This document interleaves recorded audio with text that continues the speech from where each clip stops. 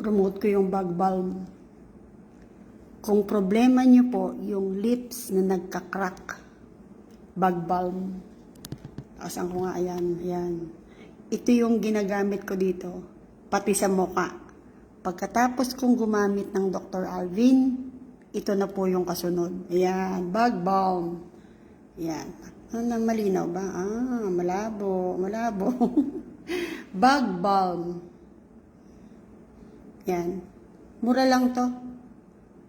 Ay, bakit ba malabo? Saan ko ba itatapat? Ayun, lumilinaw. Ayun, bag balm. Ano po ito? Skin moisturizer. Ayan.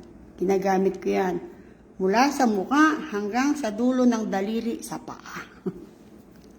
Yan, good mo. Ang daming nangyayari ngayon sa Philippines. Hanggang ngayon, ayaw pa nilang maniwala. At ayaw nila talagang tumbukin. Alam naman halos ng nakararami sino ang mastermind. Hindi po lalaki ang mastermind. Babayi. Babayi yan. Babayi ang mastermind. Ang problema lang kasi, pati sa pag-amin, takot sila. Nakakatakot kasi. Yung OFW na nasa California, nakademanda na. Grabe, nakademanda na siya. Jocelyn Senevo, thank you for watching. Nakademanda na siya ngayon, kinasuhan siya ng NBI. Hindi ko alam kung paano mangyayari sa kanya, pero isa lang na sigurado doon. Kaso na siya. Kasi daw, marami siyang sinasabi na fake news. Paulit-ulit ko namang sinasabi, ano ang mapapala ng isang OFW sa fake news? Hindi ba? It's the credibility of a person that counts. Yung credibilidad mo na ang nandito. Kung patuloy kang magsasalita ng mga fake news, sa halip na matuwa sa iyo ang mga tao at maintindihan yung sitwasyon ng Pilipinas, lumalabo. Tignan nyo si Atty. Claire Castro, yung USEC ng Malacanang, yung Undersecretary. Hi, Rosel Villar. Naku, update tayo, Rosel. Thank you for watching. Si USEC Castro, vlogger siya eh. Nung nagbablog siya, ang daming viewers niya talaga. Ang dami. Mas marami yung viewers niya nung nagbablog siya. Laki ng kinikita nun sa YouTube. Tapos, nung na siya, excuse me na. Nung naging tagapagsalita siya ng Malacanang, parang sabi ng mga kasamahan niya na vloggers din, parang humina yung viewers niya. Nung una madami ako nga follower ako nun eh. Kaya lang, hindi ko na siya pinapalo ngayon. Nakikinig na lang ako doon sa mga sinasabi niya na ginagamit at nire-reactan. Gumagalaw lagi yung mga sulok dito. Parang may multo. Pero hindi. Kasi mahangin sa labas. So, nakaisip, you're there again, boy. Diba? Yung undersecretary na yon ng Malacanang, tagapagsalita ng Pangulo, hindi na ako naniniwala di ba? Kasi, para paniwalaan ka ng isang tao, kailangan i-build up mo yung sarili mo na hindi ka fake. Yeah. Mga sinasabi niya hindi ko nice, hindi ko like. Tulad yung hi, Jeng. Number 1 fan niya ako. Ni Atty. Claire Castro? Oh my God. Number 1 fan ka niya? Oh my God. Alam mo ba yang si Atty. Claire Castro, Rosel Villar? Nagkikita kami niyan 2015. Kinasuhan siya nung kaibigan ko. Yung Ninita Sablada. Yung kaibigan ko na yon, American citizen, yung taga-Alaska. Nagkakilala kami sa kondo sa Marikina. Lumapit siya sa akin, humingi siya ng tulong. Ako naman si Gaga, mahilig tumulong. Tapos nagkaroon kami ng, ng palitan. magtatrabaho ako sa kanya, ire-represent ko siya versus Attorney Claire Castro. Tapos ang bayad ko, yung kondo niya. Na pagka nanalo siya, kasi milyon yung pinag-uusapan na lote eh. Hindi si attorney. Sino? Sino number 1 pawn mo? Sino? Hindi si attorney. Sino? Nagkamali ako. Akala ko number 1. Number 1 pa ako ni Ay, naku, ako din. Yung si Maharlika, nakademanda na yan. Tapos, taga-California rin yung nademandang kasunod. Balikan ko lang si Attorney Claire. Niloko yung kaibigan ko, si Ninita Sablada, kaya nagdemanda siya. Tapos, yung ending, ako naman ang niloko nung kaibigan ko. Gago. Gagi sila.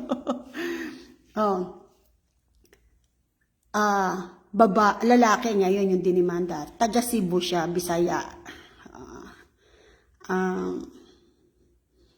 Yung sinasabi nung taga-California na yun na dinimanda nila, merong proof eh. Hawak niya yung katunayan at dahilan ng ikinamatay nung bilyonaryo na tagapagmana nung malaking department store sa Philippines. Hawak niya yung dokumento. Kasi nung namatay yun, nandun sila eh. Sakit. Pagkatapos, nung inano niya yun sa Facebook, nun na siya pinutakte, nun na siya binantayan. Tapos, ang ginawa niya, dito kasi sa America, Rosel, di ba?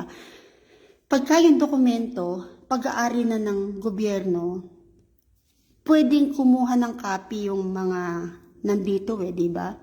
Magbabayad ka lang nung certain amount para makuha mo yung kopya. So, nakakuha siya ng original copy. Halos, siguro binigay sa kanya yung isang, kasi in triplicate yan, hindi, 7 kopya yan eh. 7 kopya yan. Meron sa police, may ganito, bla bla. Nakakuha siya ng kopya nun. Ngayon, nung nakakuha siya ng kopya, ay ipinakita niya sa Facebook. Kinuwento niya sa Facebook. So, nasubaybayan siya. Una, may death threat siya. Ngayon, dinimanda na siya. Hindi siya mahuli eh. Lagi siyang pinasusundan, lagi siyang hinahanap. So nagpalaboy-laboy na siya. Tapos kaninang maga, nabasa ko na lang, sinampahan na siya ng kaso ng NBI Philippines. Pero siya ay American citizen sa California.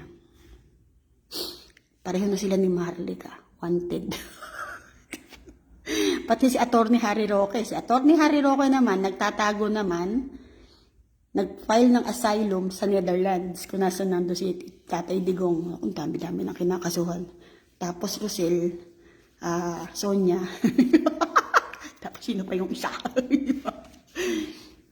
Lahat daw nang nagko-comment doon kay Dean Chase. Dean Chase, hanapin nyo. DEENCHASE. Mababasa nyo doon lahat. Tapos, pag nakita nyo doon kung sino yung natigok, i-google nyo naman yung pangalan, search nyo sa Facebook yung pangalan ng natigok. Makikita nyo nung inilibing. Ang ipinagtataka ko lang,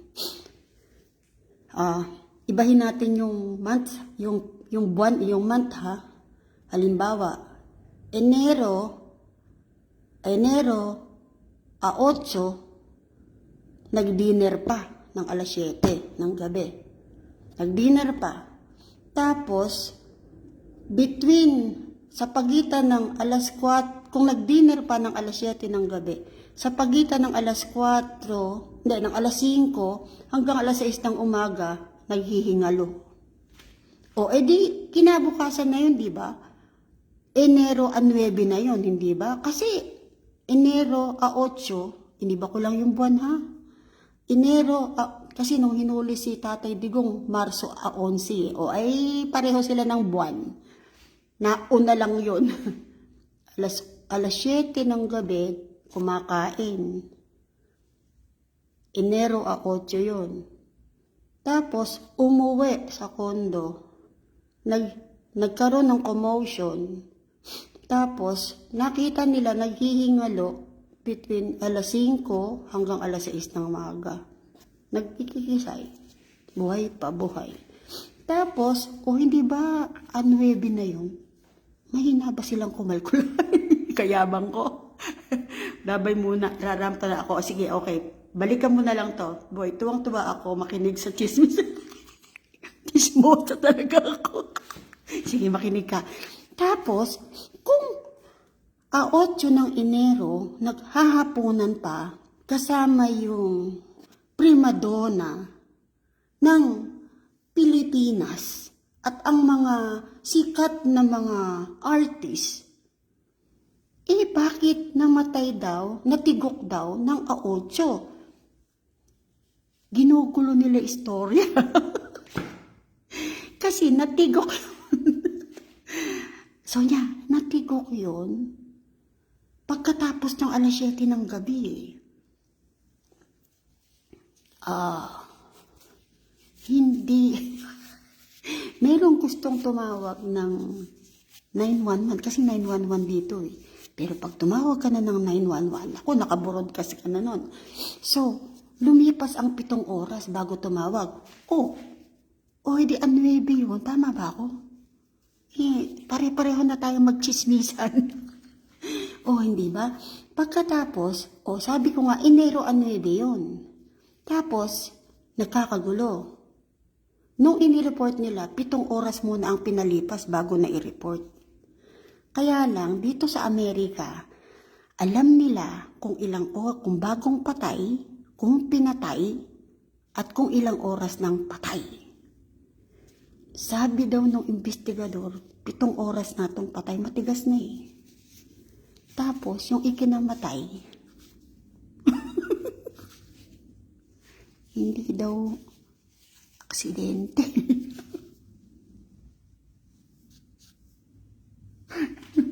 Diba?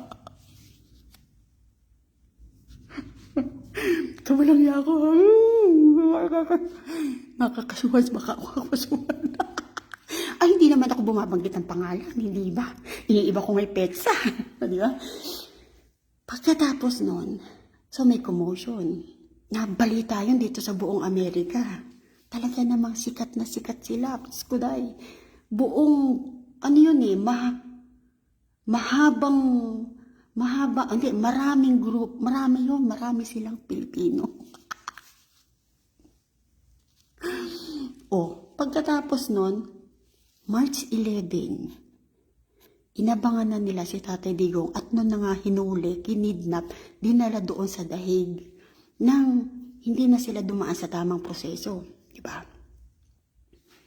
Di na cover up, hindi ngayon napansin yung istorya na yun. Pero ang mga OFW nakapareho ko. Dito nga meron lang humihintong kotse, chinichismis na namin. Meron nakahintong kotse sa tapat namin. Ano kaya plano nun? Naku, baka papatayin kayo. Ganun dito eh. Baka nanakawan kayo, baka may plano. Ganun dito.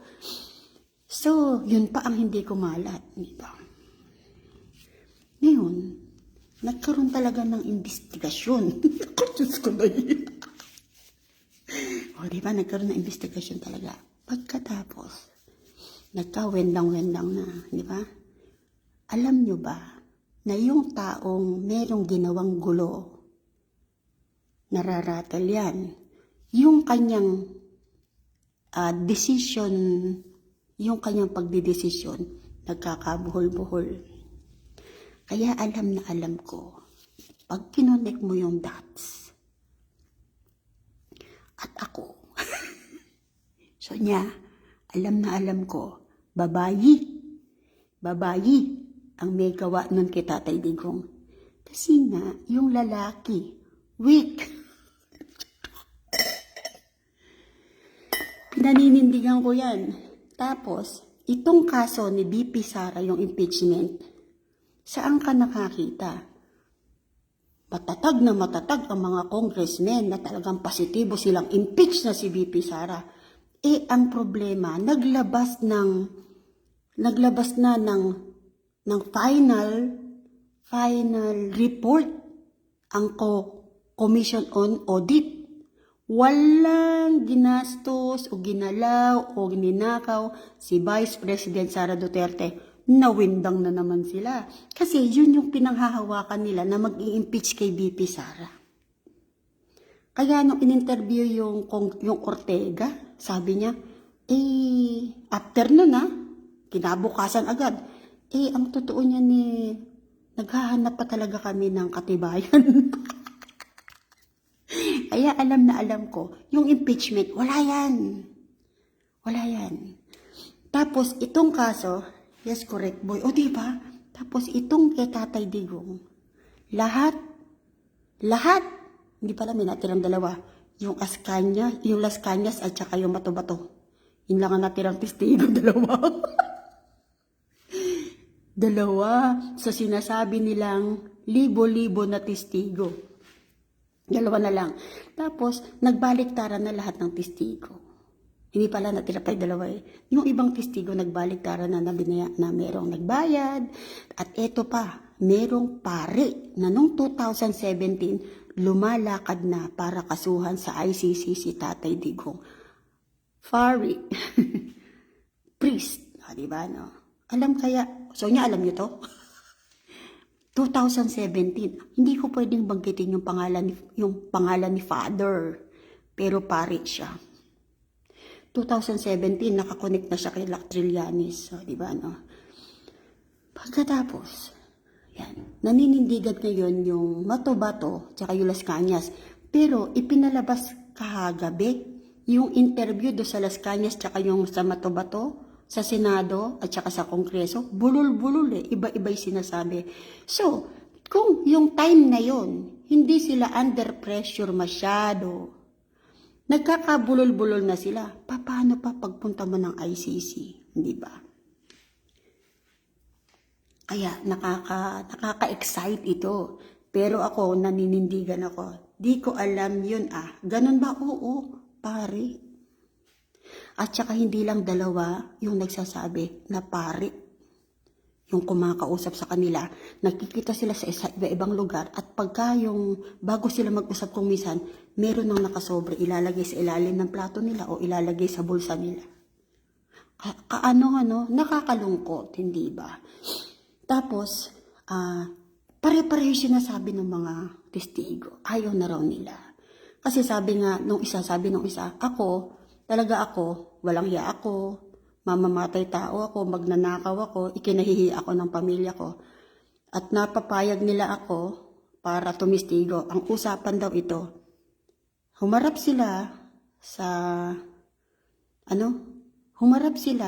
kahit sa dito sa Pilipinas, sa Philippines, bibigyan sila ng 500,000. Pagka nakapirma na sila at napunta na sila sa ICC para tumistigo, another 500,000. Di ba? Oo, namin yun. So niya, oo. Alam niyo kung sino yung nagsasabi nun? Yung mga testigo, ang dami. Kaya ako, excited ako magkwento eh. Kaya lang, syempre, hinihintay ko munang matulog yung pasyente ko. Nakakalungkot lang kasi may pare. Talagang binanggit niya kung ano yung pangalan ng pare. Ayokong banggitin. Baka kasuhan ako ni Father. yung Father may bigote. Pero mukhang inahit. O tapos, yun namang tungkol sa ID. Siyempre, nung Enero 8, nag-dinner yung natigok ng alas 7 ng gabi. Enero 7, nag-dinner si Prima Donna kasama yung mga judges. Sa California. May picture. Diba? Kaya yung sabi ko ito, nagkaroon ng motion yung party ni Duterte para para yung national ID ang gamitin o passport para legal nga naman. Alam niyo ginawa ng mga judges? Hindi inapruban. Yung mga judges, nakakita ko yung picture nila eh. Kasi kamukhang kamukha sila nung picture, nung Enero 7. nakasama ni prima donna na nagdi-dinner sa California. Yung judges na nakaupo noong unang hearing ni Tatay Digong, hanapin nyo yung picture nun. Meron si prima donna. Kasama niya yung dalawa. Nung Enero 7. Diba?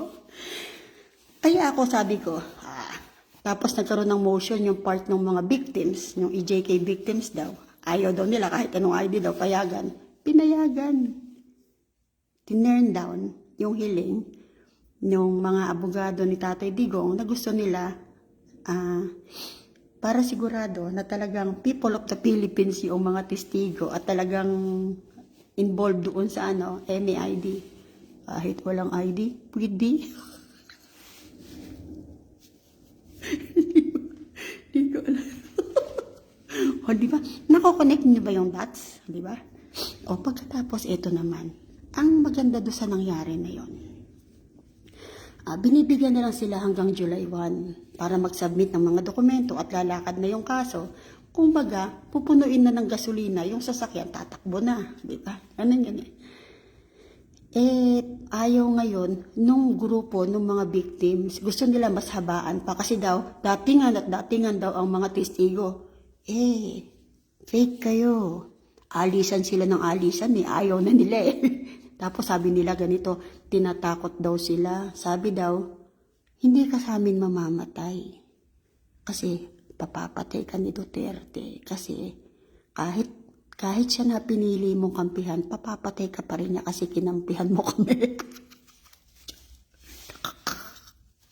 Nakakatakot itong mga to. O diba, wala kang susulingan. Iisa lang susulingan mo. Di ba nakakatakot yun, di ba?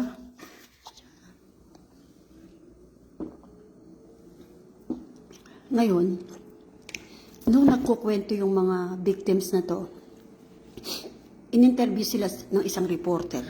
Tapos after ng ilang araw, in-interview uli sila ng iba. Iisa yung sinasabi. Kasi kapag ang isang tao nagsisinungaling, bali-balintong yan, iba-iba yan. Iba-iba yan. Kaya ako naniniwala ako na uuwi si Tatay Digong. Kaya lang, not now. Kasi dinidelay nung kabilang panig eh. Kasi ganito yan eh. Hanggat open ang korte sa pagtanggap ng mga testigo at ng mga dokumento, walang pinal na pagdidesisyon yan. Kasi baka yung huling testigo na dadating next year, baka yun yung makapagpapakulong talaga. Kaya kailangan bigyan nila ng saktong petsa at hanggang kailan. Ganon. Ganon yun eh. Kasi kahit sa husgado sa Philippines ilan yung testigo mo na sasabihin pa? Let's say, sige, ilan pa? 5. Ilan nakalagay yun? 5. Tapos may deadline yun. Philippines yun yung pang ICC. Tapos ito pa.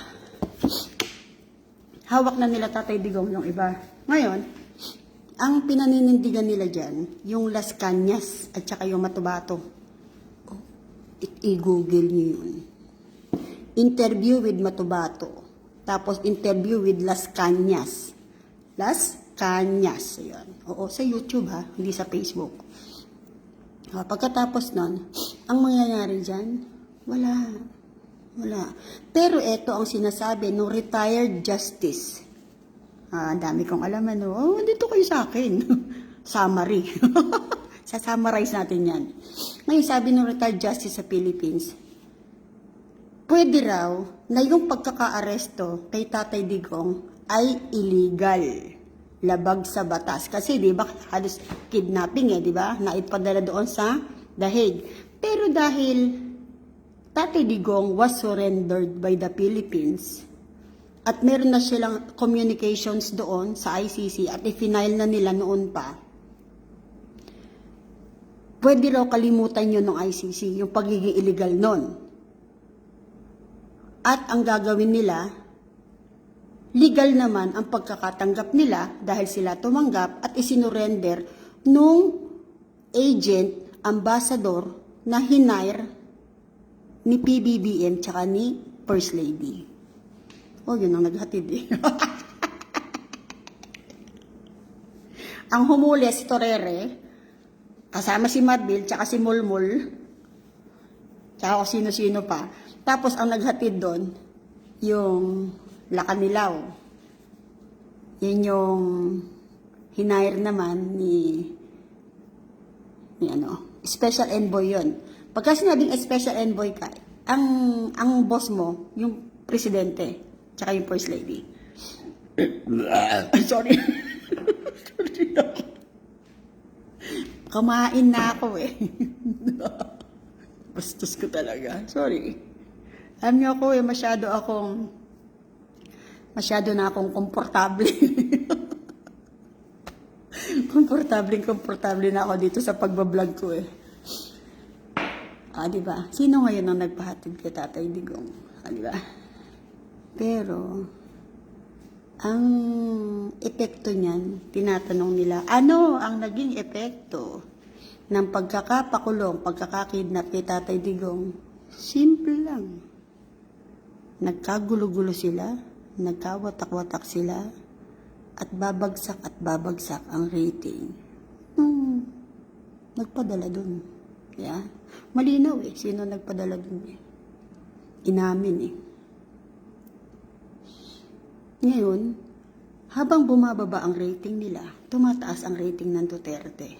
Ba't daw nagkaganon? Yung kinuha nilang tagapagsalita para ipagtanggol sila, si Atty. Claire Castro, lalo silang bumabagsak eh. Diba? Mahirap ipagtanggol yung alam mong mali. Mahirap ipagtanggol yung alam mong gumawa ng problema. Diba? Ngayon, yung impeachment na yan, nakikipaglaro na lang si BP Sara.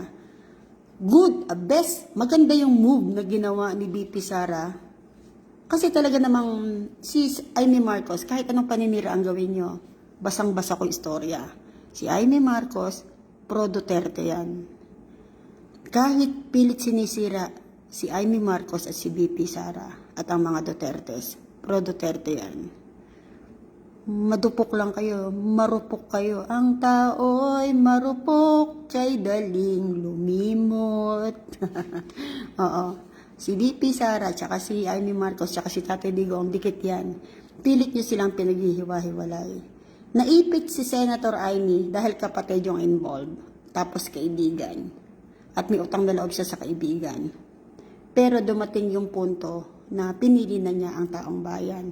Nung pinili ni Senator Amy Marcos ang taong bayan, kasama sa taong bayan ang Duterte. Totoo yun, ang magbabagsak at magdidiin kay Bonget, yung kapatid. Yeah. Ako galit ako sa kapatid ko. Sino nagdidiin sa kapatid ko na talagang masama ang ugali? Sino nagsasabi at nagpapatunay sa mga tao na masama ang ugali ng kapatid ko? Ako! Diba? Kasi winalang niya ako ng kapatid ko eh. Diba? Ewan ko, kung winalang niya ng mga tao, kung winalang niya ni Bonget, si Amy Marcos. Uy, Baby Lynn Gutierrez. Ay! Hello, Lynn. Thank you for watching. Kailangan ng Senado ang isang Amy Marcos. Diba? Matanda na si Amy. At magaling. If I were to choose, kung sino yung i-add ko sa Duterte, Amy Marcos. Saka si Pia Cayetano. Bakit? Si Pia Cayetano, ipit lang yan. Pero, kasi independent yan eh. Pero kung makikita mo, kung paano mag-perform sa Senado, si Pia Cayetano, ang galing eh. Lalo si Amy Marcos. Lalo si Senator Peter Cayetano. Ang gagaling. Hindi lang kasi nakikita yan ng mga taong bayan. At saka, syempre, nasaktan ang mga Duterte supporters sa ginawa ni Marcos. Dahil kaapelido ni Amy, si Bonget, damay siya. Pero mali yun. Hindi ako kasing sama ng kapatid ko. Kaya nga sabi ko Kung sakaling kakandidatong muli yung kapatid ko, ako ang unang-unang magsasabing wag niyo yung iboto. Dahil ako kapatid eh. O, di ba, no? Kaya lang, magkaiba kami ni Senator Amy Marcos. Pilit niyang inintindi kapatid kasi mahal niya. Pilit niyang pinagtatakpan. Ako hindi. Kasi si Senator Amy Marcos, ang pagkakaiba naming dalawa, siya hindi siya dinadamage ng kapatid. Ako dinamage ako ng kapatid ko. Hindi ako gumagante. Sasabihin ko lang ang totoo, ito ginagawa sa akin. Kung sa kapatid ginagawa, ay paano ka? O, di ba? Si Amy Marcos, hindi siya sinasaktan o ginagalaw ng kapatid. Kaya wala siyang masasabing binalang niya ako ng kapatid eh. Ang sinasabi niya ngayon, kakampi ko ang bayan. O tama yun, di ba? Kaya, agree ako sa endorsement ni Robin Padilla at saka ni BP Sara. Mahirap yung laro ni Robin Padilla at saka ni BP Sara. Mahirap. Pero saludo ako sa kanilang dalawa. Nakita nila katapatan. At dahil inendorso ni Robin Padilla, si Amy Marcos, nagalit sa kanya ang mga tao. Kaya naman ngayon, ang nangyari, tumiwalag na siya sa PDP laban. Nag-resign bilang assistant chairman. Si Tatay Digong, hindi niya dinideny si Amy Marcos. Hindi totoo yun. Ang sabi lang niya ngayon, iboto ninyo ang PDP laban, ang Duterte para sa anak ko. Suportahan ninyo ang mga kaalyado ng PDP laban. Senator Amy is kaalyado ng Duterte. Hindi man siya PDP laban member o team, supporter siya at kaalyado siya ni Tatay Digong. Read between the lines. Don't be so judgmental. Diba? Ito yung kinabukasan ng bansa, di ba?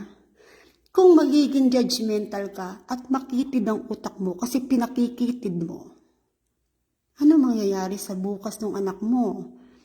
Not for you. Yung magiging desisyon mo, wag kang masyadong selfish. Di ba? You cannot live forever. Yung magagawa nila para sa bayan, hindi mo kayang gawin. Pero kaya mong mamili ng tama. Di ba? Saludo ako kay Robin Padilla. Dahil binabati ko siya, binabanatan siya, nag-resign siya. O, diba? Ako din. Ba't ako alis? Binibwisit niyo ako. Straight. Napaka-straight ko na ngayon. Di ba, no? Kapag ka sinaktan ka ng kapatid mo, magsasalita ka ng totoo eh. Hindi ibig sabihin kinokontra mo yung kapatid mo. Kung hindi nagsasabi ka ng totoo, na yung kapatid mo walang hiya. Kasi Senator Amy, hindi niya masabi na yung kapatid niya ganito. Kasi isa lang naman talaga problema doon sa kapatid. Tapos, talaga naman, ang hirap. Pero, maninindigan ako. Babayi ang mastermind, hindi lalaki. At yung impeachment, sasayaw si BP Sara. At dahil sumasayaw si BP Sara sa sarili niyang tugtog, sasayaw lahat yan. Lahat ng Pilipino sasayaw. Si Tatay Digong, uuwi yan after July 1st. Uuwi si Tatay Digong after July 1st. Pag hindi nangyari sinasabi ko, balikan niyo ako. Magbablog ako ulit. Hold on. Balikan na. Ulitin ko. Connect the dots. January 7, nag-dinner. Ano to ha? January, February. Pangatlong buwan yung binabanggit ko ha. Hindi ko kasi pwedeng banggitin yung eksaktong month and date. Enero 7, nag-dinner. Yung prima donna kasama yung mga judges. Enero 8, nag-dinner kasama yung natigok. Alas 7 ng gabi. Tapos, sa pagitan ng alas 5 hanggang alas 6 ng maga, buhay pa. Kung magkasama sila nung 8 ng alas 7 ng gabi, alas 5 hanggang alas 6 ng maga, kinabukasan na yun, di ba? 9 na yun, di ba? Tapos, Enero 11, kinidnap na si Tatay Digong. Natakpan. Interim release. Di ba na? Alex Mantili, thank you for watching, sir. Interim release tayo. Meron tayong tinatawag na immunity. Si Tatay Digong nadampot siyang ganyan kasi hindi na siya immune sa anong mga cases na ipapile sa kanya, wala nang susuporta sa kanya dahil ala na siya sa posisyon. Pero yung nakaposisyon, halimbawa ako, may asawa ako yung presidente. Yung immunity na meron ako, karugtong nun yung pusod ng asawa ko. Anything na gagawin ko, labag man sa batas yan o hindi nyo ko mahahabol during my term. Pero kung hindi nyo ako sasampahan ng kaso, walang saysay kahit mawala ako sa termino. Kailangan sampahan ng kaso eh. Ngayon, yung immunity, pag yung asawa ko nakagawa ng anomalya, tulad dyan, iniwan ako, nagsama sila ng kabet. Hindi kayo magpapakulong doon, ako. Pumulit na naman ako doon. Nandun na naman ako. Galit na naman ako. Loida Villanueva Bibat Apostol, thank you for watching. Hello din Loida. Hindi. Nagkaroon ng interim release. Sa Philippines, yun ay bail. Nag-file siya ng bail. Yung case niya, hindi bailable eh. Naging bailable yon kasi may immunity na connected siya. Nagigets niyo ba ako? Diyos ko po, kahirap kahirap nung yung hindi mo matumbok, di ba? Na-release. Si Tatay Digong, hindi siya kailangan mag-apply ng interim release, pero naka-propose yun. Kasi, kung i-connect mo yung dots, at saka yung mga complainants kay Tatay Digong, fabricated eh. At saka, paano mo sasampahan ng against humanity kaso? Excuse me dumighay na naman ako eh. Kangina, huling-huli eh. Merong certain cases dapat yun eh. Merong involved, dapat yun, kompleto ingredients, diba? At saka merong bilang, diba? Kung 43 yung complainants at kasama yung anak ni Aling Sheila, na yung anak ni Aling Sheila ay namatay during Marcos administration na. So, -1 na yung 42 na lang. Yung isa, kapatid ng doktor o doktor yata, nagreklamo yung anak. Hindi kasali yan. Di 41 na lang, di ba? Tapos, yung mga sinasabi nilang mga testigo, mga witnesses, isa-isa nang nagbabaliktaran. Kaya nga natuklasan ko, Father, 2017 pa pala, nakikipag-connect ka na sa ICC. Diba? Tapos, pwede rin ako kasi ang sarap palang kumain sa restaurant with Father. Yung pare na involved. Kasi, makikita mo kung minsan, yung ilalim ng plato mo may sobre. Tapos kung minsan, sa ilalim ng lamesa, iabot sa'yo yung sobre. Di ba? Sarap naman, di ba? At saka hindi bumababa sa 20,000 yung nakalagay sa sobre. So sinabi rin nila eh. Ngayon, in-interview si Father. Kaya nga nakita ko may bigote eh. Pero mukhang inahit na. Hindi totoo yan. Nagugulat na lang ako, may lumalabas na ganyan. Father, ang dami nilang nagsasabi tungkol sa'yo. Iisa yung kwento. Iisa yung pattern. Diba? Anong kalalabasan? Ano kahihinat na ng Philippines dyan sa mga pinagkagagawa nila? Simple lang. Matatanggal silang lahat. Makakasuhan silang lahat. Sana mali ako, no? Ako naman ang huhula lang. Ano ako fortune teller. Ano ko, third eye.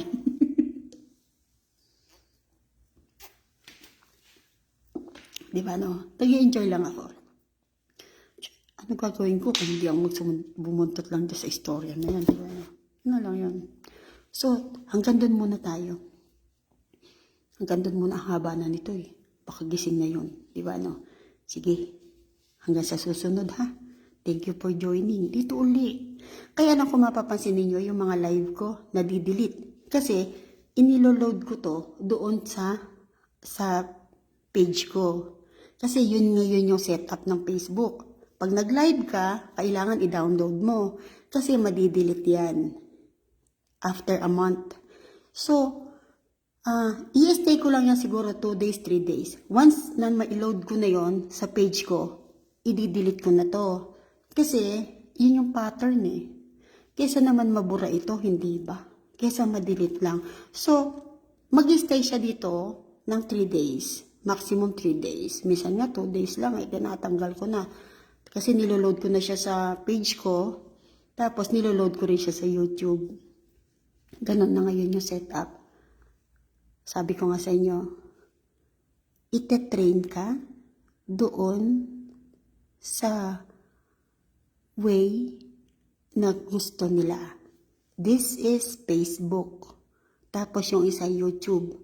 Susunod ka, ano yung rules, ano yung steps na gusto nilang pagdaanan mo. Yun yung steps na binibigay at saka rules na binibigay ni Facebook. Diba? Even sa YouTube, ganun din. Hindi ako basta pwedeng mag-live doon dati. Pero dahil kulang 900 na, kulang 900 pala, tagal-tagal ko na doon kasi pahinto-hinto ako eh. Kulang 900 na yung subscribers ko sa YouTube. Nagla-live na rin ako doon. Kaya lang ganun din, sinisave ko yun, inilalagay ko dito sa Facebook. O ganun yun eh. Unti-unti, natitrain ako, nasasanay ako doon sa bagong setup. Diba? Ganun ka rin dapat. Pagsanay ka, doon sa setup na legal. Huwag ka sa illegal. Kasi, pag nasanay kang gumagawa ng illegal, you're bad. As bad as bad. Diba? Bye.